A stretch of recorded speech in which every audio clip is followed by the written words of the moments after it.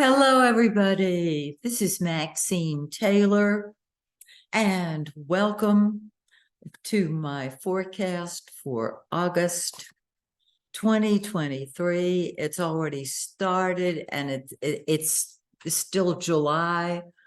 Man, oh man. All right, let's just jump in, shall we? Venus is retrograde. It's been retrograde for a little while. It's been in the shadow of the retrograde, of course, prior to that. And when Venus, which rules love and money and beauty and happiness and all the good stuff, is retrograde, it acts very much like a Mercury retrograde. In other words, things are confused, they're unsettled, not like Mercury. Mercury's pretty powerful. And I'll get to Mercury in a minute. Some of you know where I'm headed with this. I know you know what I'm talking about here. Just get organized. Okay. Venus retro. So when Venus goes retrograde, there is confusion. And it does resemble a Mercury retrograde. So let's talk about Mercury retrograde. Mercury has been in the shadow of the retrograde. You know where this is going.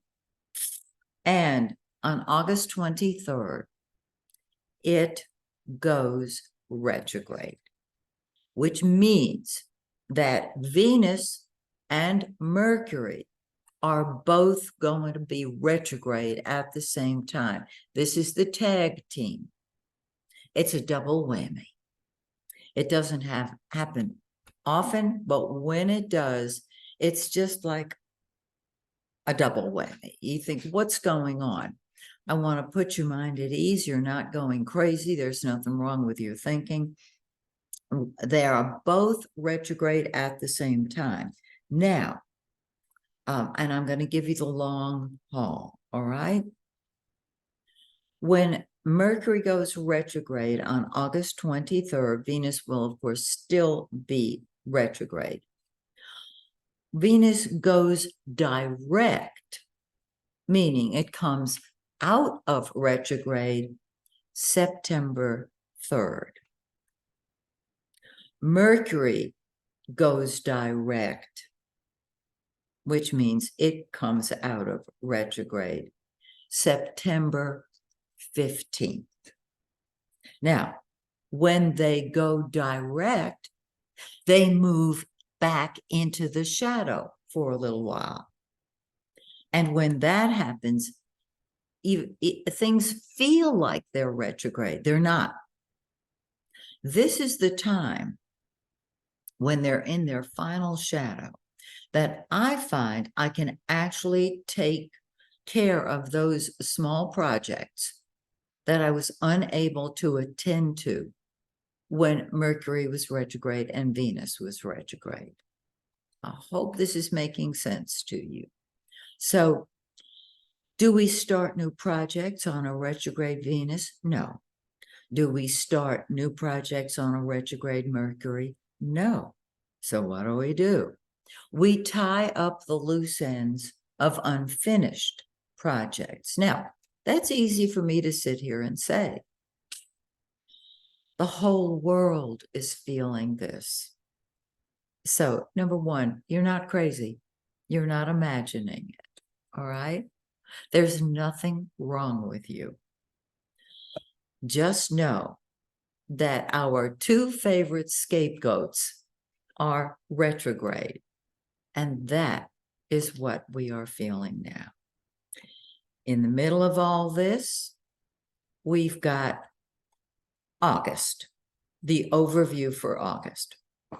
In August, we have 2 full moons. I hope you watched my video prior to this on my YouTube channel, this channel.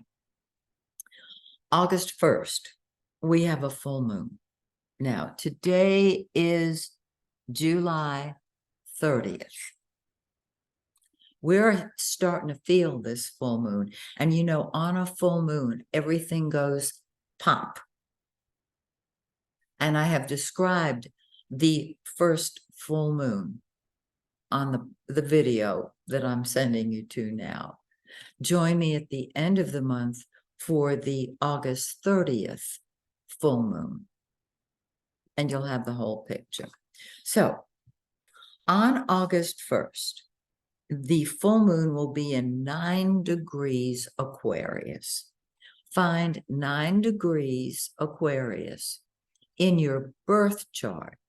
You can stop now and pause this video and do that, because that is where things will come to a head on the full moon. Things explode. And I've said this for years, it's like taking a violin string and tightening it and tightening it and tightening it until it snaps, or like blowing up a balloon and taking that one last puff of air and putting it into the balloon, and the balloon explodes. That's the full moon. Okay, then as the moon wanes, the energy diminishes. And 2 weeks later, we have a new moon. Now, prior to the new moon, we have what's called the dark of the moon. And when the moon is dark, it's very simple. If you look to the heavens, you cannot see the moon. Duh, the dark of the moon. On the new moon, energy starts moving forward. So you're not going to start a new project on the dark of the moon, and you're especially not going to start a new project when either Venus or Mercury are retrograde. So all this month, do your very best to tie up the unfinished projects, the unfinished business that you've put off and put off and put off. And you'll be using this energy to your advantage. The new moon on August 16th is in 23 Leo, 23 degrees, 17 minutes of Leo. All right, call it 23 degrees, just round it up. Find 23 Leo in your birth chart, and this will tell you where your new start, your new energy will kick in. And you might say, what, everything, you know, Mercury and Venus are both retrograde. Well, Mercury is not retrograde until the 23rd, but it is in the shadow of the retrograde. So yeah, it's pretty much the same thing. Our two favorite scapegoats. All right. And so the moon is growing for 2 weeks, and then it approaches the next full moon, which just happens to be on the 30th of the month. It's in 7 degrees of Pisces. Find 7 Pisces in your birth chart, and you'll have the whole picture. And once again, on my YouTube channel, I have described the full moons, and I've offered a full moon ceremony for those of you who would like to transform your life using the power of the full moon. So let's talk about where the other planets are. I hope that you find solace in the fact that everybody is feeling these retrogrades. It's not just you, okay? You're not alone. The sun, the giver of life, is in Leo, great grand Leo. And it rules Leo, so it's even stronger in Leo. And you know, the party does not begin until Leo arrives. On the 23rd of the month, it moves into Virgo. Totally different picture, right? Virgo is the worker of the zodiac. Virgo is the perfectionist. Leo is the king and says, I am here. And trust me, you want a Leo at your party because they know how to have fun. If you are a Leo, throw a party. Yeah, I know everything seems to be crazy because of Venus and Mercury. But a party, it's everything. Okay. After the 23rd, when the sun is in Virgo, it's cross those T's and dot those I's. If you want to know how to do anything, ask Virgo, because they will tell you how to do it step by step by step. When you tell Virgo, I need you, that's like saying, I love you. And they're happy to help. And they're happy to pitch in. If you're a Virgo, memorize the words, thank you, because we couldn't do it without you. Okay. Venus, the planet of love and money and beauty and art. It is the lesser benefic. Jupiter is the greater benefic. It's so funny to me that Venus is the lesser benefic, that less good. It's a joke. Venus is beautiful. Well, it's retrograde and it's in Leo.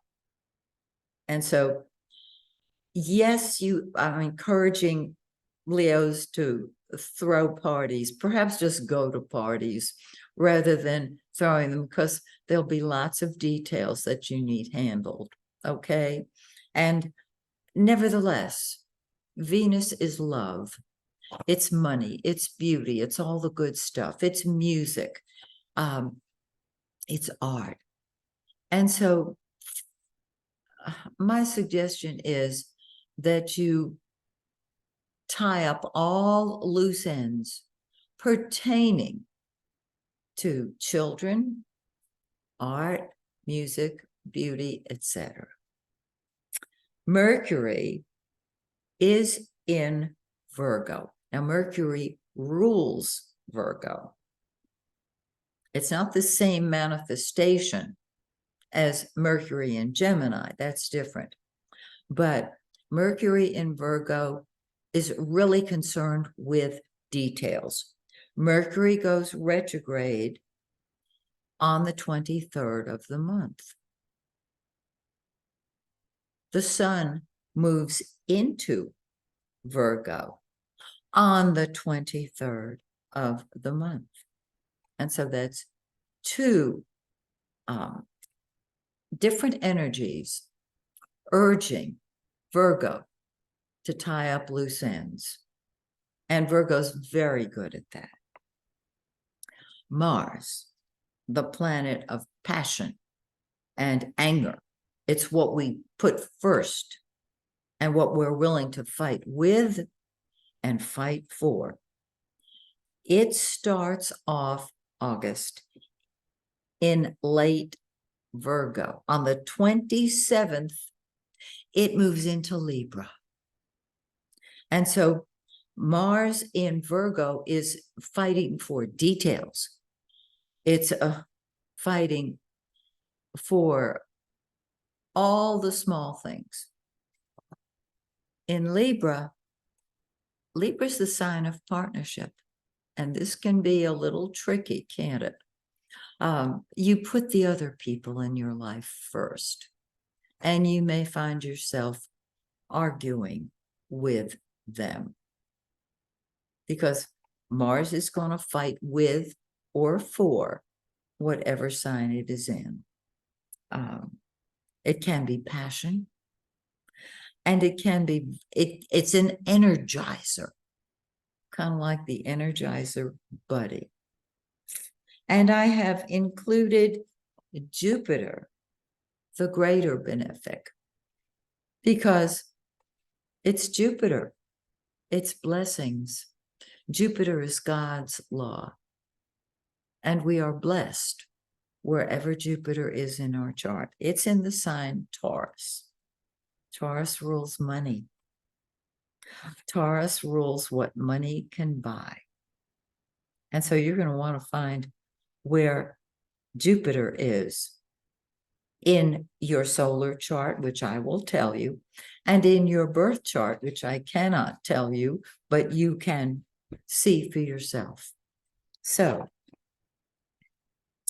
welcome to August 2023, a time of tying up loose ends. How's that for an understatement? So, watch the individual videos I do now, because I'll be talking about each of the signs. So till we meet again next month, may the stars shine brightly on you and yours. Bye for now.